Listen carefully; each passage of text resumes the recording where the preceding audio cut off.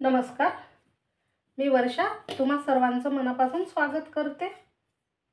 तर आज आपण कळण्याची भाकरी आणि ठेचा बनवणार आहोत। तर अप्रतिम कॉम्बिनेशन आहे, नक्की करून बघा। कळण्याचं पीठ कसं दळून आणायचं तर इथे मी सांगते। 1 किलो ज्वारीमध्ये मी अर्धा किलो उडदाची डाळ टाकली होती। जी काळीवाली डाळ असते ती टाकायची आहे आपल्याला। तर तुम्ही डाळीच्या ऐवजी अख्खे उडीदही टाकू शकता। आता मी इथं 1 किलो ज्वारीसाठी अर्धा किलोचं प्रमाण घेतलं आहे उडदाच्या डाळीचं किंवा उडदाचं। तुम्ही कमी जास्तही घेऊ शकता, म्हणजे जास्त जरी असेल तरी खूप छान ही भाकरी लागते। आणि ही खास करून थंडीच्या दिवसामध्ये जास्त प्रमाणात बनवतात बघा। कळण्याची भाकरी आणि ठेचा खायला भन्नाट लागते, अगदी गावरान बेत म्हणू शकता तुम्ही। तर इथे आता मी हे पीठ दळून आणलेलं आहे, तेच पीठ या ताटामध्ये घेते।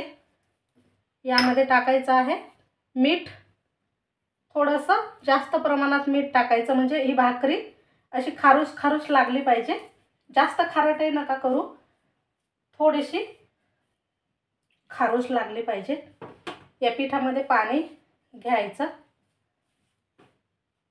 थोडं थोडं पाणी, आणि हे नॉर्मल पाणी घेतलं आहे मी। इथे अजिबात कोमट किंवा गरम पाणी घ्यायचं नाही, आपल्याला नॉर्मल पाण्यानेच हे पीठ भिजवायचं आहे। कारण काय होतं, या ज्वारीमध्ये आपण उडीद डाळ टाकलेली आहे, त्याला खूप चिकटपणा असतो बघा। त्यामुळे गरम पाण्याचा इथे वापर करायचा नाही। तवा गरम करायला ठेवलेला आहे, म्हणजे पीठ मळेपर्यंत तवा सुद्धा छान असा तापेल आणि भाकरी आपल्याला लगेच टाकता येईल। तुम्ही इथे पाहू शकता किती, म्हणजे ही भाकरी आपण लाटून देखील बनवू शकतो, एवढा याला चिकटपणा आलेला आहे। थोडंसं कोरडं पीठ घेते आणि नेहमी जसं आपण हे पीठ भिजवतो घट्टसर तसंच भिजवायचं आहे, म्हणजे भाकरीसाठी जसं भिजवतो तसंच भिजवायचं आणि भाकर करायची आहे।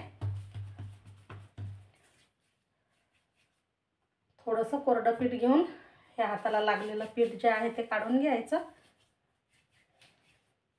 आणि गोळा तयार करून घ्यायचा आहे। खूप चिकटपणा येतो याला, म्हणजे आपण उडदाची डाळ टाकतो त्यामुळे।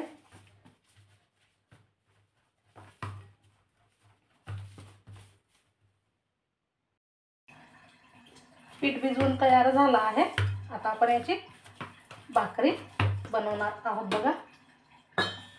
तुम्ही ताटामध्ये थापू शकता, मी इथे पोळपाट घेतला आहे त्यावरती कोरडं पीठ टाकते आणि हे जे आपण मळून घेतलेलं पीठ आहे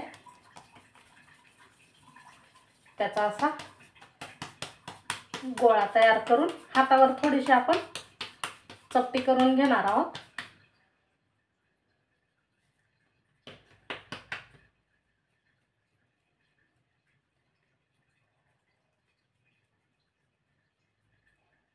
आणि आता ही भाकरी आपण या कोरड्या पिठावर ठेवून थापून घेणार आहोत। जास्त जाड नाही करायची।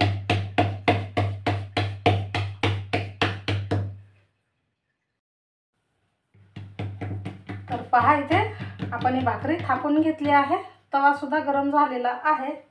आपण ही भाकरी तव्यावरती टाकून यावर थोडंसं पाणी लावणार आहोत, जसं ज्वारीच्या भाकरीला लावतो आपण पाणी, तसंच या भाकरीला सुद्धा पाणी लावायचं आहे। चहू बाजूनी पाणी लागलं पाहिजे, नाहीतर मग ती थोडीशी वेगळी दिसते भाकरी। आता आपण भाकरी बनवलेली आहे, आता ठेच्याची तयारी करू। भाकरी भाजते तोवरती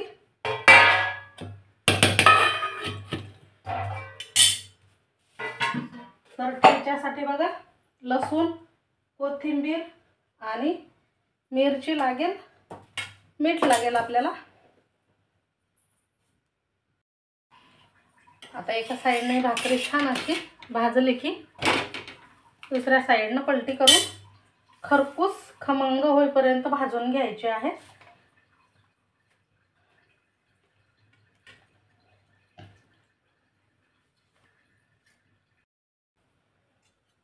मस्त अशी ही खरपूस भाकरी भाजून झाली आहे, तुम्ही इथे पाहू शकता। आणि आता ह्याच्यात जास्त आपल्याला भाजायची नाही आहे, थोडीशी ही भाकरी ना काळसर दिसते पण खायला अप्रतिम लागते। तर आपली ही ज्वारीची म्हणजे कळण्याची भाकरी तयार झाली आहे। आता या भाकरी सोबत खाण्यासाठी आपण ठेचा बनवणार आहोत। याच तव्यावरती मी ह्या हिरव्या मिरच्या ज्या आहेत ते कमी तिखटवाल्या आहेत, तुम्ही झणझणीत मिरच्या देखील घेऊ शकता। तर ह्या आपण धुवून अशा तुकडे करून टाकू म्हणजे पटकन भाजतील। तर या भाकरी सोबत ठेचा मस्त लागतो खायला। आता या मिरच्यावर थोडंसं तेल टाकून घेऊ आणि मिरच्या भाजून घेऊ। थोडंसं तेल टाकायचं।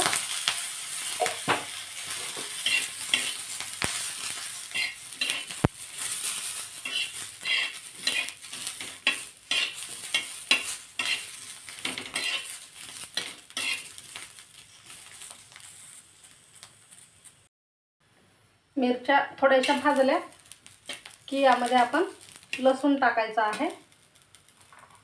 तर भरपूर असा लसूण टाकायचा आणि तो सुद्धा या तेलामध्ये किंवा या मिरच्यासोबत भाजून घ्यायचा। आता इथे गॅस आपण बंद केला तरी चालेल। मिरच्या भाजून झाल्या आहेत आणि लसूण सुद्धा मस्त भाजलाय। आपण या खलबत्त्यामध्ये ठेचा वाटणार आहोत। आता ह्या आपण काढून घेऊ यामध्ये।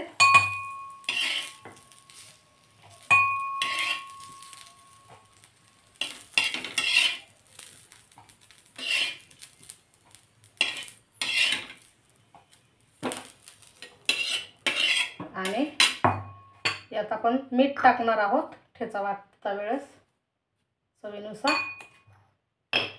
थोडासा वाटून घेऊ आणि मग यामध्ये आपण कोथिंबीर टाकू। आधी या मिरच्या थोड्याशा अशा आबडधोबड वाटून घ्यायच्या।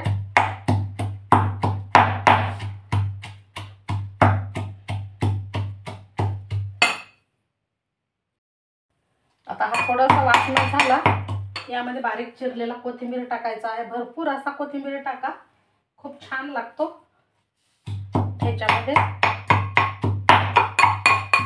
आता हा तवा गरमच आहे, यामध्ये थोडंसं तेल टाकून घेऊ आपण। ठेचा परतून घ्यायचा आहे तेलावरती। आता ठेचा बघा वाटून तयार झाला आहे। आपण हा तेलावर परतणार आहोत मस्त असा।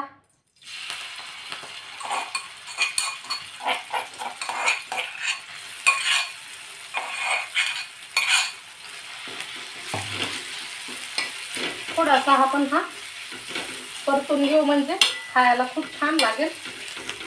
मस्त असा हा ठेचा आणि कळण्याची भाकरी तयार झाली आहे।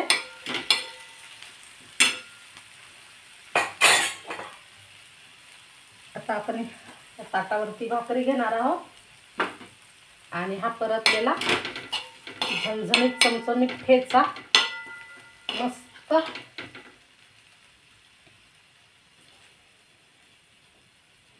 तर असा हा ठेचा आणि कळण्याची भाकरी कशी झाली नक्कीच कमेंट करा। व्हिडिओ आवडल्यास लाईक शेअर करा आणि हो नवीन असाल चॅनलवर आपल्या तर सबस्क्राईब करायला मात्र विसरू नका। आणि ज्यांनी आधी आपल्या चॅनलला सबस्क्राईब केलेलं आहे त्यांचे मनापासून धन्यवाद। तर भेटू पुन्हा अशाच छान झणझणीत चमचमीत रेसिपीसह।